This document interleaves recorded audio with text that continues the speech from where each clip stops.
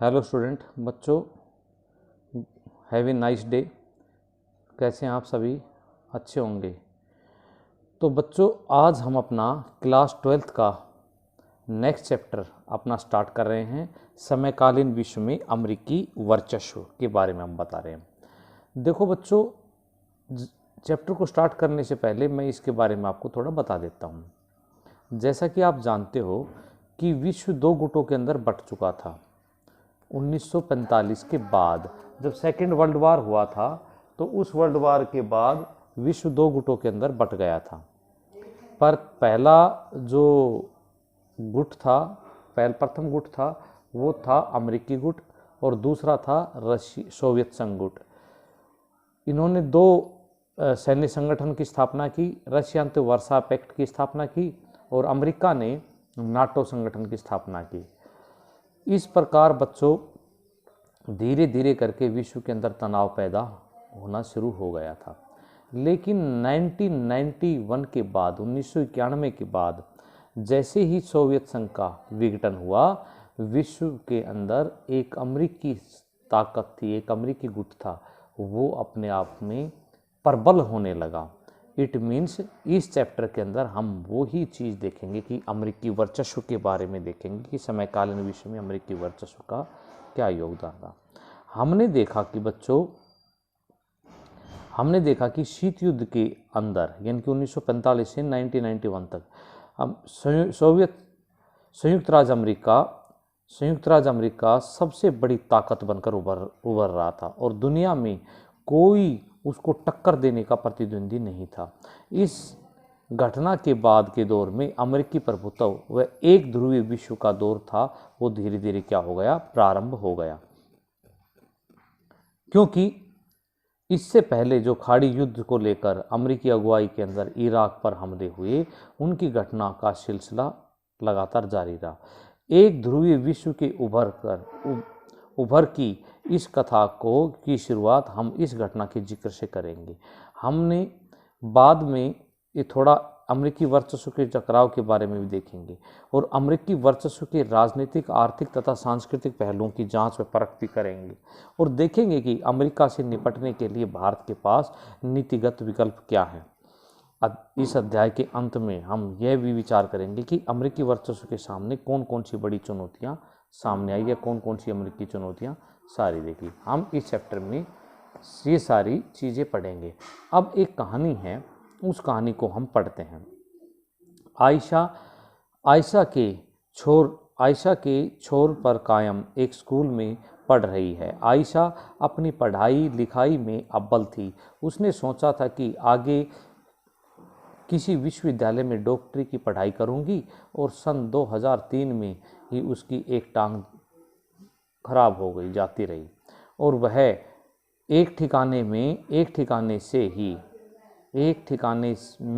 अपने दोस्तों के साथ छुपी हुई थी और तभी हवाई हमले में दागी गई मिसाइल में उसके ठिकाने पर आ गिरे। आयशा अब फिर से चलना फिरना सीख रही है। अब भी उसकी योजना डॉक्टर बनने की है, लेकिन तब ही जब विदेशी सेना उसके देश को छोड़कर चली जाए। डरबन, दक्षिण अफ्रीका के अंदर है डरबन का रहने वाली जाबू भी एक प्रतिभाशाली कलाकार है और उसकी चित्रकारी व जो पारस्परिक जनजातियों की कला को उससे गहरा संबंध है। उसकी योजना आर्ट स्कूल में पढ़ने और उसके बाद एक स्टूडियो खोलने की है, लेकिन उसके पिता चाहते हैं कि जाबू MBBS की पढ़ाई करे और परिवार के व्यवसाय को संभाले।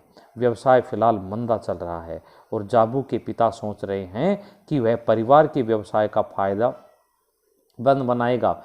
युवा आंद्रे पार्थ यानी कि ऑस्ट्रेलिया में रहता है और उसके माता पिता बतौर अप्रवासी रूप से आए हुए हैं।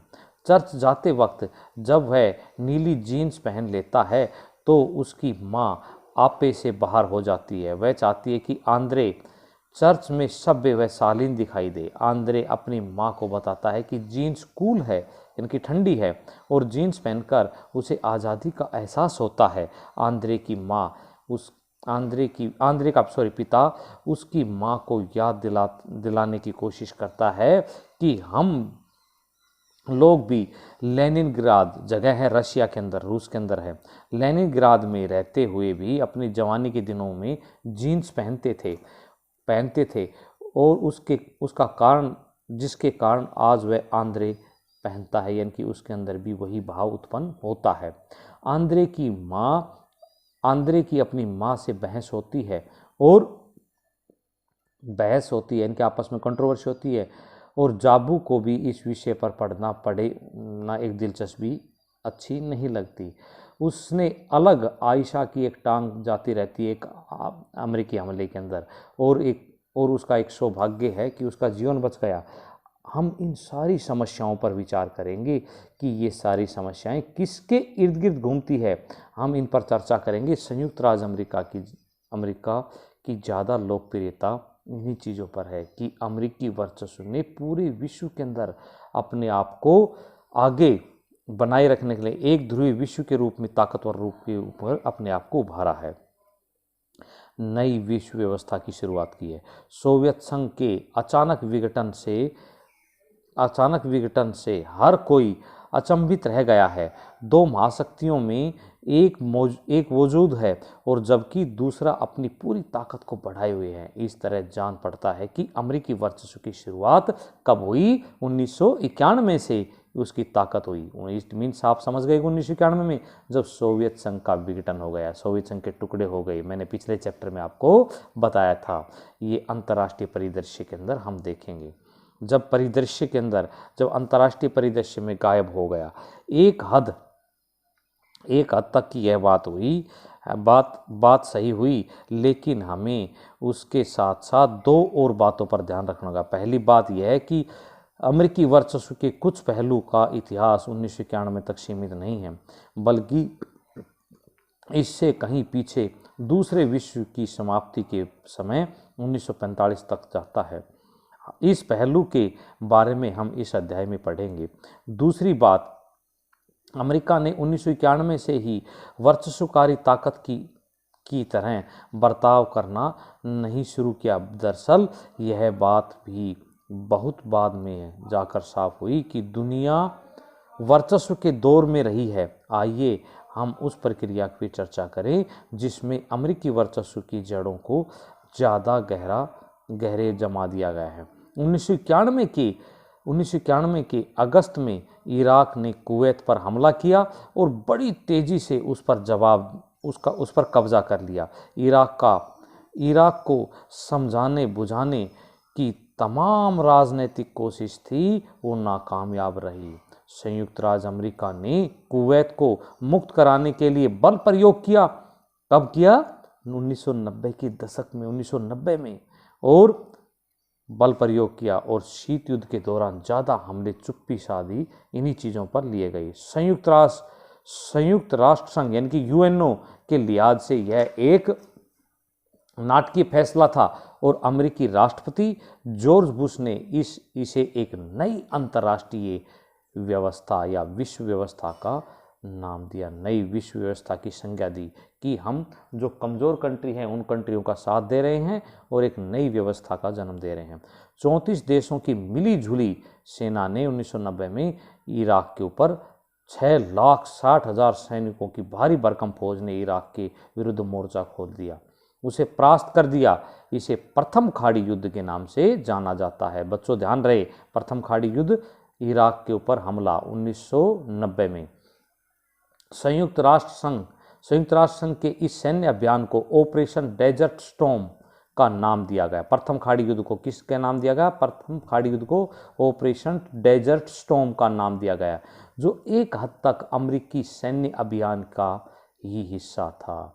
एक अमेरिकी जनरल नॉर्मन सार्कोव इस सैन्य अभियान के प्रमुख थे और 34 देशों की इस मिली जुली सेना में 75% सैनिक किसके थे? अमेरिका के थे। और यही क्या दर्शाता है? अमेरिकी वर्चस्व की ताकत, अमेरिकी वर्चस्व की सबसे मतलब कि एक मेकिंग ऑफ डिसीजन लेने का सबसे महत्वपूर्ण फैसला। इराक के राष्ट्रपति सद्दाम हुसैन का ऐलान था कि यह 100 जंगों की एक जंग साबित होगी, लेकिन इराकी सेना जल्दी ही हार मान गई और उसे कुवैत से हटने पर मजबूर किया गया। सद्दाम हुसैन उस समय इराक के क्या थे, ऑल इन ऑल, सर्वे सर्वा राष्ट्रपति कह लो चाहे कुछ भी कह लो। तो उन्होंने क्या किया था, इराक ने कुवैत एक छोटा सा कंट्री था, उसके ऊपर कब्जा कर लिया था। प्रथम खाड़ी युद्ध में यह बात जाहिर हो गई कि बाकी देश सैन्य क्षमता के मामले में अमेरिका से बहुत पीछे हैं और इस मामले में प्रौद्योगिकी यानी कि टेक्नोलॉजी के धरातल पर अमेरिका बहुत ही आगे निकल गया है। यह बड़े विज्ञापनी अंदाज में अमेरिका ने इस युद्ध को तथाकथित स्मार्ट बम्बों का प्रयोग किया, यानी कि आधुनिक जो बम थे, आधुनिक जो टेक्नोलॉजी थी, वो टेक्नोलॉजी इस युद्ध के अंदर, यानी कि प्रथम जो खाड़ी युद्ध थी इसके अंदर प्रयोग किया, स्मार्ट बम्बों का प्रयोग किया।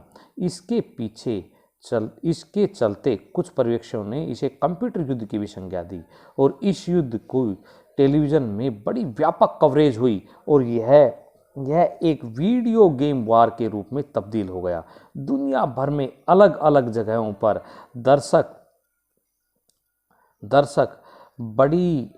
दर्शक अपनी बैठक में बैठकर इत्मीनान से टेलीविज़न के माध्यम से ये देखा गया। यह एक अविश्वसनीय जान पड़ता है, लेकिन अमेरिका ने इस युद्ध में मुनाफा कमाया। कई रिपोर्टों के अनुसार अमेरिका ने जितना रकम इस युद्ध में खर्च किया उससे कहीं ज़्यादा उसने जर्मनी, जापान और सऊदी अरब जैसे देशों से इन्होंने पैसे कमाए, क्योंकि उसने कुवैत के तेल के भंडारों पर कब्जा कर लिया और कई सालों तक अपनी सेना को वहीं डटाए रखा। साथ साथ क्या किया, इराक तथा कुवैत के जो तेल भंडारों पर कब्जा किया था, इन देशों को बेचना शुरू कर दिया और उसने बहुत ज़्यादा पैसे कमाना प्रारंभ कर दिया। क्लिंटन का दौर। प्रथम खाड़ी युद्ध जीतने के बाद जॉर्ज बुश 1992 में डेमोक्रेटिक पार्टी के उम्मीदवार विलियम जेफरसन यानी कि बिल क्लिंटन से राष्ट्रपति पद का चुनाव हार गए। क्लिंटन ने विदेश नीति की जगह घरेलू नीति को अपनाने पर चुनाव प्रसार का निशाना बनाया।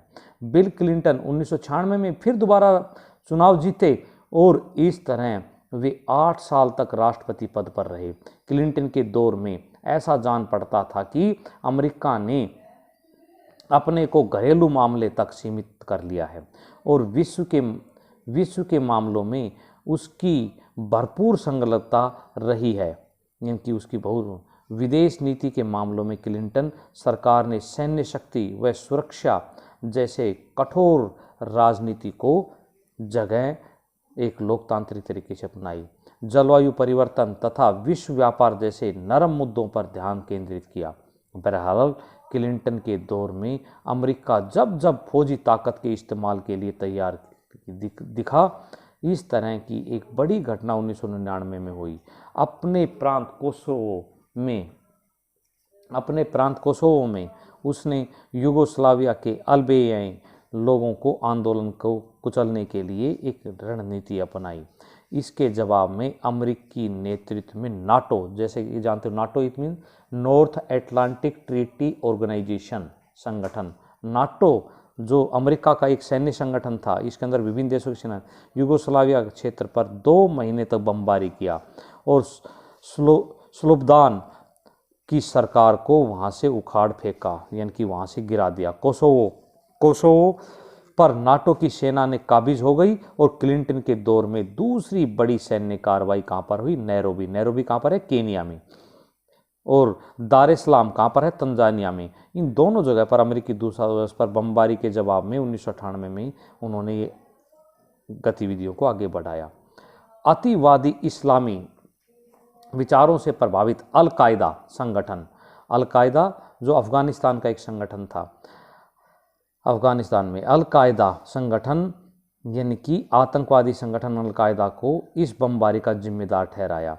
इस बमबारी में कुछ दिनों के अंदर ही राष्ट्रपति क्लिंटन ने ऑपरेशन इनफाइनाइट रीच का आदेश दिया और इस अभियान के अंतर्गत अमेरिका के सूडान व अफगानिस्तान के अल-कायदा ठिकानों पर कई क्रूज मिसाइलों से हमले हुए।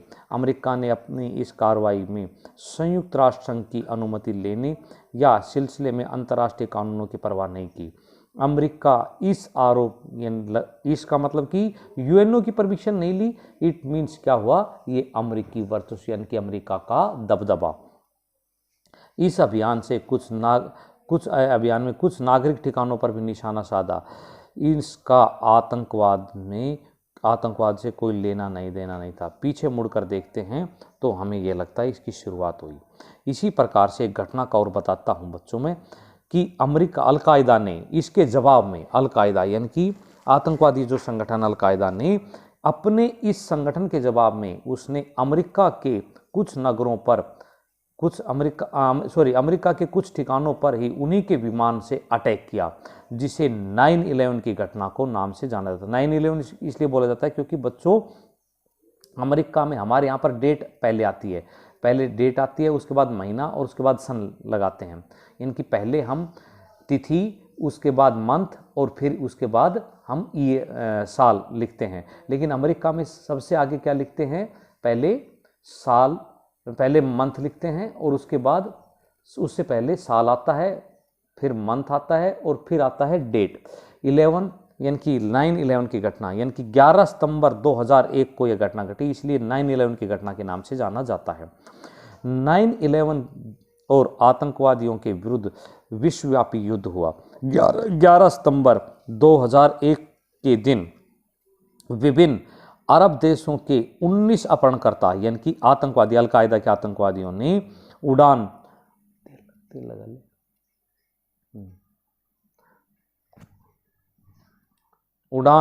यानी कि अमेरिका ने उड़ान भरी। 19 अपहरणकर्ता उसी के अंदर शामिल हुए। यानी कि उड़ान भरने के चंद मिनटों बाद भी 4 अमेरिकी व्यावसायिक विमानों को कब्जे में कर लिया। अपहरणकर्ता इन विमानों को अमेरिका की महत्वपूर्ण इमारतों को सीध में उड़ाकर ले गए और 2 विमान को न्यूयॉर्क स्थित World Trade Center WTO World Trade Organization के उत्तरी और दक्षिणी टावर से टकराया। तीसरा विमान वर्जीनिया में स्थित पेंटागन पर टकराया। पेंटागन में अमेरिकी रक्षा मंत्रालय का मुख्यालय है। चौथा विमान को अमेरिकी कांग्रेस के मुख्य इमारत से टकराना था, लेकिन वह पेंसिल्वेनिया के खेतों के अंदर गिर गया। इस हमले को 9/11 के हमले से जोड़ा जाता है। अमेरिका ने इस हमले को सीधे अपने ऊपर हमला समझा और अमेरिका ने इसे सीधा अपने ऊपर अटैक समझा।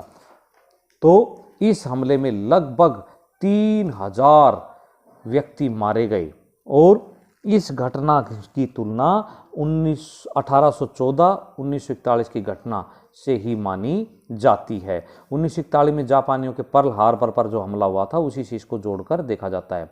अमेरिका ने भी 1776 में जब देश के अंदर जो ये बना यानी कि इनका संविधान बना, तो उसी से इस हमले को देखा जाता है। 9/11 के जवाब में अमेरिका ने फौरन कदम उठाया और भयंकर कार्रवाई की और अब क्लिंटन की जगह रिपब्लिकन पार्टी के जॉर्ज W. बुश राष्ट्रपति बने।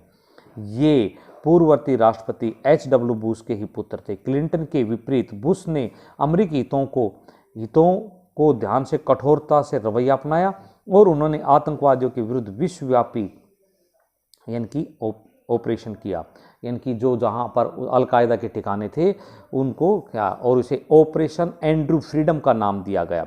और 9/11 की घटना यानी कि अलकायदा व अफगानिस्तान तालिबान शासन जो बनाया हुआ था उन पर सीधा अटैक किया, लेकिन तालिबान और अलकायदा के अवशेष अब भी सक्रिय थे। 9/11 की घटना के बाद अब तक इस तरह के पश्चिमी मुल्कों में यह कार्रवाई सबसे भयानक कार्रवाई के रूप में, सक्रिय रूप में जानी जाती है। अमेरिकी सेना ने पूरे विश्व में गिरफ्तारियां की और अपना वर्चस्व प्रारंभ कर दिया, यानी कि लोगों को जहां उन्होंने पकड़ा, यानी कि लोगों को अलग अलग ठिकानों पर जहां पर अलकायदा के जो ठिकाने थे उन ठिकानों पर उन्होंने पकड़ना प्रारंभ कर दिया और जेलबंदी शुरू कर दी। अलग अलग ठिकानों पर उन्होंने क्यूबा के निकट जहाँ पर उनके ठिकाने थे अमेरिका ने क्यूबा जो उसके साथ लगा था उन पर सभी को, जितने भी उनके यानी कि अलकायदा के जितने भी आतंकवादी थे उनको क्यूबा के अंदर सेंट्रल जेल के अंदर डाल दिया गया। तो अमेरिका संयुक्त राष्ट्र संघ के प्रतिनिधियों के रूप में इन्होंने यह संयुक्त राष्ट्र का जो कोई भी प्रतिनिधि था उसने उनसे इजाज़त भी नहीं ली। तो बच्चों, आज मैंने आपको 2 महत्वपूर्ण टॉपिक कराए। नेक्स्ट वीडियो के अंदर मैं इराक पर हमले के बारे में आपको बताऊंगा। Thank you.